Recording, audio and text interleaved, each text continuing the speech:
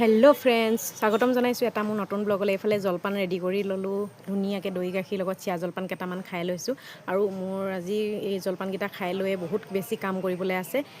আজি সৰু বেটাৰ হৈছে জন্মদিন আৰু সকলোৱে আশীৰ্বাদ কৰিব দেই। এইফালে কেকটো বনাই আছিলোঁ, এইটো কেক ৰেডি হৈছেগৈ আৰু এইফালে মই ইডলি পিঠা কেইটামানো বনাইছোঁ, লগতে দোকানৰ বিশেষ মিঠাই অনা নাই। আৰু এইফালে মিষ্টাৰে আহি কিবা এটা কৈ আছিলেহি, তাৰপিছত মোবাইলটো দেখিলে এই বোলে ভিডিঅ'ত উঠাই দিব, মোৰ আঁতৰাহে কথা বুলি কৈ আঁতৰি গুচি গ'ল। এইফালে ইডলি পিঠাও ৰেডি হৈ গ'ল।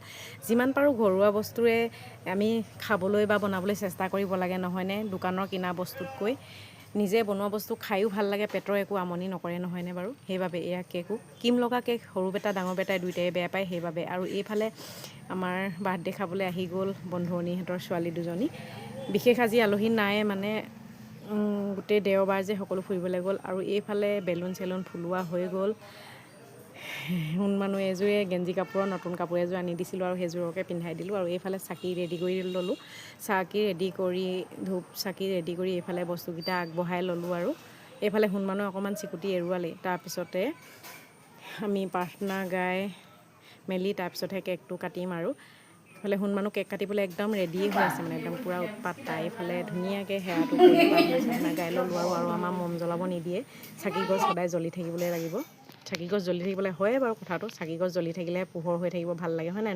মমডাল নুমুৱাই পেলালেনো কি